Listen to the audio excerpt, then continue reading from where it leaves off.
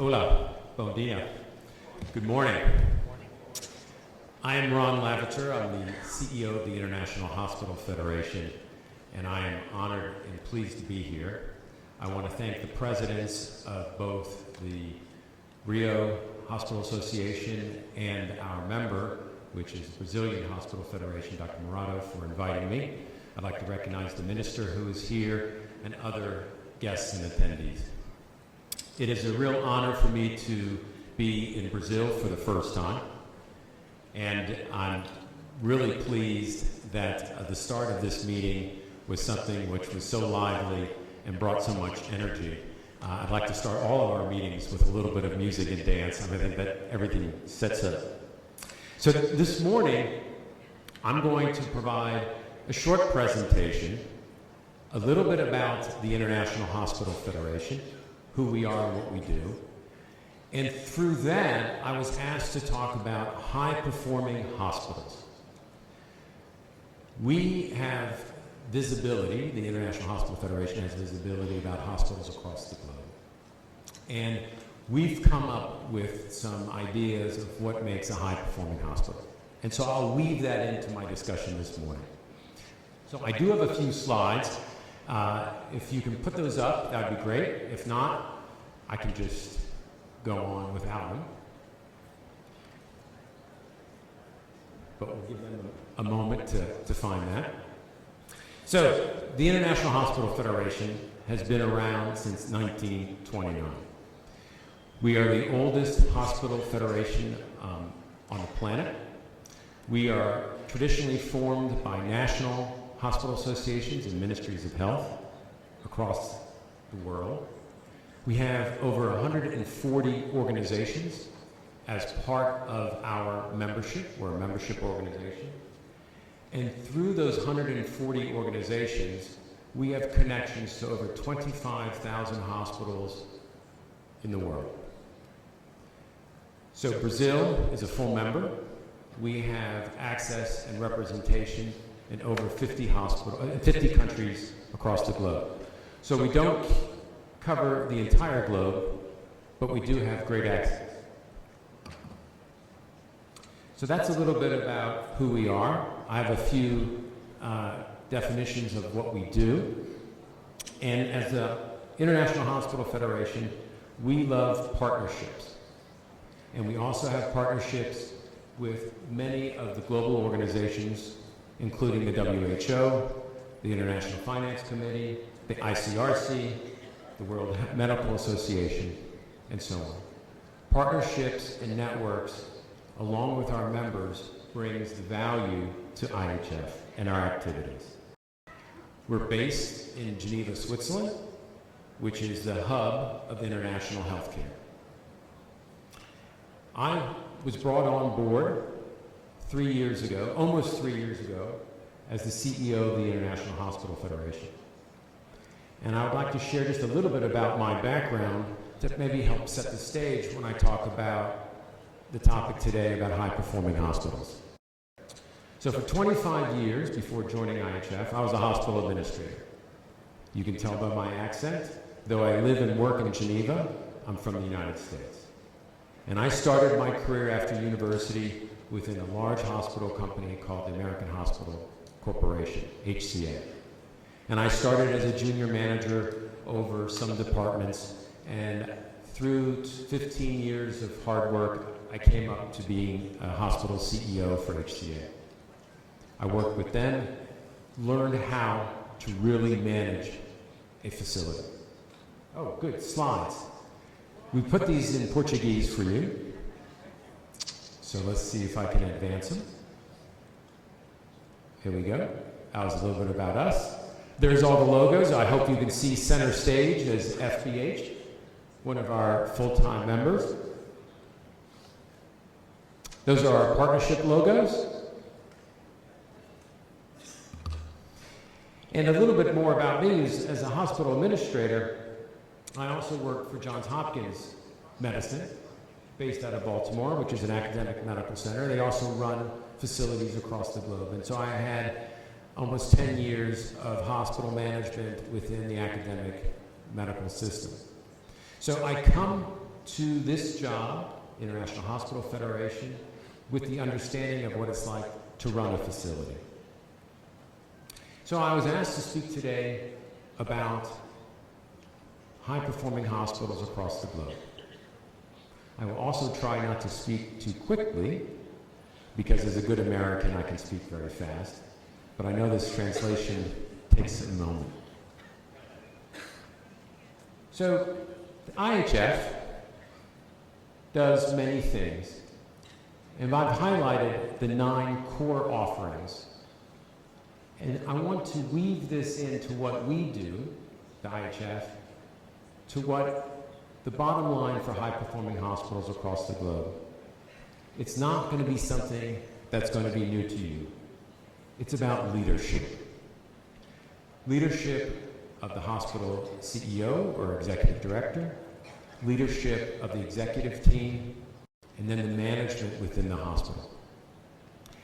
And the International Hospital Federation's core offerings very much focus on improving the leaders within hospitals, which fulfills our mission, which is healthier communities. And like the president of the Rio Hospital Association said, it's not the fancy and pretty looking hospitals that we're really worried about. It's the type of care that they provide to their patients within their community. And after being in the industry for myself almost 30 years, and all the work that the IHF has done for over 90 years, it really does come back to leadership. So many of our core offerings, or most of our core offerings in the IHF relate to leadership. So let me review a couple just quickly. We'll talk about Congress in a minute. We also have the Geneva Sustainability Center. This is a new development for us, started last year, to really focusing on the new skill set for hospital leaders around sustainability. And the Geneva Sustainability Center is geared to helping existing hospital leaders, people that are in the jobs today, and the ones that are coming up that will be running institutions in the future, understand how to run their institutions in an environmentally sensitive way. When I came up through the ranks, I certainly learned about staffing and physician relations and buying supplies and building operating theaters and all that other good activity that it takes to run a facility. But sustainability really wasn't part of the core competencies for leadership when I was coming up. Today it is. You know, we went through a global pandemic. We're in a climate emergency globally, and hospital leaders need to have the skill sets to be able to run their institutions in an environmentally sustainable way, resilient way. And that's what the Geneva Sustainability Center is all about, providing those leadership skills. Another one I would like to highlight is IHF's dedication to advancing women in leadership roles. If you look across the globe, including the United States and here in Brazil, women are underrepresented in the leadership suite.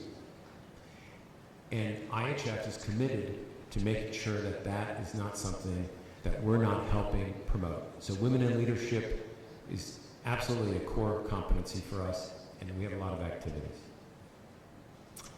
And then the last one I want to highlight on this page is the Young Leadership Development Program. We had a representative from Brazil last year, Tony, who's here in the audience, and we have one this year. And here we bring together the future hospital leaders, people that are in their 30s and early 40s, and we have master classes, educational opportunities, and we really bring together the leaders of the future, first electronically through the video conferencing, and then at Congress. And this year we have 45 participants from 32 countries. So that's a little bit about what IHF does, again, connected on leadership. Now let's talk about some of the work that we've done about leadership that will help with high-performing hospitals and sustainable leadership. By the way, all of this material is on our website. It is in English on our website, but I know you'll be able to hopefully translate it if necessary. In 2015, the IHF went through the process of identifying core competencies for hospital leaders across the globe. And it was good work. We identified 80 competencies, we published it, and people around the globe used it to help guide them in either reinforcing and developing stronger leaders within the hospitals or helping institutions, learning institutions, develop future leaders. Well, after the pandemic, and with insight of the climate emergency, we went through this process last year and a little bit this year. And I'm pleased to say we had 45 organizations from over 30 countries participate in updating the competencies. And we now have a global competency model. So it's less about just ticking off the box about this is what's needed in a good leader. We're really looking at the model and the interaction between the different elements. So let me just get you oriented to this for a moment. The bottom are the enablers. And here we have the values, so it's the values of a leader, it's the values of the organization, understanding that is critical. And then we have self-development. And self-development and continuous learning is core to the best leaders in hospitals. Within the center, we have execution, which is all about doing things, planning, holding people accountable, measurement. We know what that's like. That's the management element. We have relations and understanding that people want to follow leaders that have good relations and support their employees. And we have competencies under that. We have it all within the context of what it's like to work within the environment that you live. So contextual management. And then the last one is a future focus and transformation. And we have identified the highest performing hospitals have leaders that not only run what is in existence today, but they're future focused. They're looking out 5 years, 10 years. Where is their environment going in the industry, and how can they move their organizations forward? And that's within the transformation. So this global competency model is available. We see universities using it as they teach hospital administrators of the future. And we see our members taking it on board and really challenging themselves. Can they identify the leaders with these skill sets to run their institutions, and if there's gaps, helping fill the gaps. So again, this is on our website. I would encourage you to take a look at it, and it's been really great work. It's the only global set of competencies. As I move on, let's talk about Lisbon and the World Hospital Congress. As you saw earlier this morning, we have a global event. We were in Rio in 2009. This year we're in Lisbon, which is a short 10-hour flight. I was on that last night. And we have 3 great partners that are going to bring the Congress. We have our full partner, which is the Association of Portugal. We have the Private Hospital Association and the Hospital Managers Association of Portugal coming together to offer the Congress. Some of the activities, or the theme, it's all about tomorrow's leadership. And I've identified some of those themes here on success, which is well-being, successful leaders navigating the future, innovation, the expanding digital landscape, and the next generation for climate change and sustainable leadership. So the conference will have these topics discussed. That's a little bit more of some of the activities during the conference. For this year, I do want to note one on the bottom row, and that's the Innovation Hub. I've been in the organization for 3 years, and one of the things I kept hearing from our members across the globe is, Ron, give us some understanding about what's happening next. Where's the innovation happening? And so this year, we're going to have an innovation hub. And we're going to bring hospitals and organizations that are providing innovative care to our Congress. So we went through a process of asking for innovation across our membership base. We have several that are submitted, over 40 that are submitted, and we're going through to identify the best. And the goal here is not to do it in such a way that it's the latest technology that will be coming in 10 years, but really where's innovation happening today within hospitals that is in action that just may not be in your community. So we talk about it as eye to eye, innovation to implementation. So this year we'll have an innovation hub, and I hope you're able to join us in Lisbon and see some of the innovation that's happening across the globe in hospital management.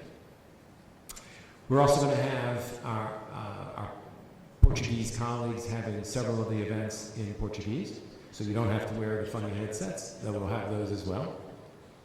So I want to highlight a few of those, including a master class in sustainability in Portuguese.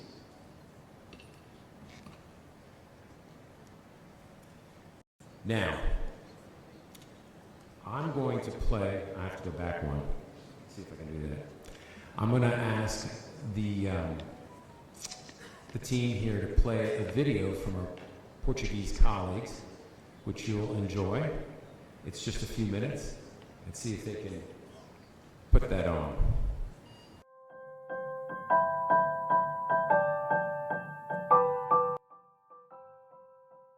Bem-vindos a Lisboa, Lisboa menina e moça. No próximo outubro, de 25 a 27, tem lugar em Lisboa o Congresso Mundial dos Hospitais, organizado pela Federação Internacional em conjunto com o consórcio das 3 associações portuguesas ligadas à saúde. A Associação Portuguesa para o Desenvolvimento Hospitalar, a Associação Portuguesa de Administradores Hospitalares e a Associação Portuguesa de Hospitalização Privada. Integram este Congresso Mundial sessões em português, das quais eu destaco a sessão com a participação dos 9 membros da Comunidade de Países de Língua Portuguesa. Se este ano o Congresso tem lugar em Portugal, Lisboa, no próximo ano terá lugar no Brasil, Rio de Janeiro. Não podia haver melhor sequência. Desde há 500 anos, entre Portugal e o Brasil, existe um vínculo afetivo indestrutível, um vínculo de língua, de cultura, um vínculo de amizade. O tanto mar de Chico Buarque não nos separa, mas desde o início nos uniu e une. É assim com grande alegria que aqui de Lisboa enviamos um convite em nome das 3 associações para todos os brasileiros envolvidos na área da saúde. Queremos em Lisboa a maior comitiva possível, não só para a participação ativa no Congresso Mundial, mas para passar o testemunho de Lisboa, menina e moça, para o Rio, garota do Ipanema. Aquele abraço, até Lisboa. A Associação Portuguesa de Hospitalização Privada está plenamente empenhada na montagem e preparação deste congresso. Sabemos que há diferentes sistemas de saúde no mundo, mas todos os hospitais, públicos e privados, têm o mesmo objetivo de serviço e enfrentam os mesmos desafios. Todos somos hospitais e todos somos saúde. E é de profissionais de saúde que falamos. Por isso, o Congresso Mundial dos Hospitais é um fórum único para quem procura a oportunidade e o ambiente para participar num evento de aprendizagem única, ampla e de networking com os seus pares a nível mundial. Teremos palestrantes de topo, mas também teremos muito espaço para contactos bilaterais, para a apresentação de soluções e de abordagens inovadoras. E sabemos bem como os hospitais brasileiros têm tanto para partilhar em termos de organização, liderança e tecnologia. Aproveitem a oportunidade para vir a Lisboa. Se quiserem estar no pré-congresso, tenho todo o gosto em convidar-vos a participar numa sessão no dia 23 de outubro, em que discutiremos o valor económico da saúde e o papel dos privados. Lá estarão os presidentes dos maiores grupos hospitalares portugueses e estamos esperando a participação dos ministros da Saúde e da Economia de Portugal. De um para o outro lado do Atlântico, em 2024, o Congresso será no Rio de Janeiro e já estamos a fazer planos para estar aí. Mas este ano estamos preparando tudo para uma grande recepção a todos vocês. Queremos que possam ter uma grande experiência e uma visita muito útil a Lisboa. Cá vos esperamos, de braços abertos. Para este Congresso, preparamos um programa inovador. Um programa concebido para abordar as questões mais relevantes para a gestão hospitalar moderna. Os novos modelos de cuidados, a sustentabilidade ambiental, a liderança, a gestão de pessoas e a transformação digital serão os 5 grandes temas do Congresso. Ao longo de 4 dias discutiremos estes temas com os melhores especialistas de todo o mundo. O programa também terá sessões exclusivas em português, com excelentes palestrantes, incluindo amigos do Brasil, que vão partilhar connosco a realidade do vosso sistema de saúde. Penso que poderá ser uma excelente oportunidade para discutirmos a cooperação entre os sistemas de saúde dos países que falam a nossa língua, que falam português. Por último, não posso deixar de referir as visitas aos hospitais portugueses. Nos dias 24 e 27 de outubro, os participantes terão a oportunidade única de visitar os melhores hospitais da região de Lisboa, hospitais públicos e privados, e ver o que de melhor se faz no nosso país. Para nós, será uma honra e um enorme prazer poder contar com a participação do Brasil no Congresso de Lisboa. Juntos a nós em Lisboa. Registe-se já.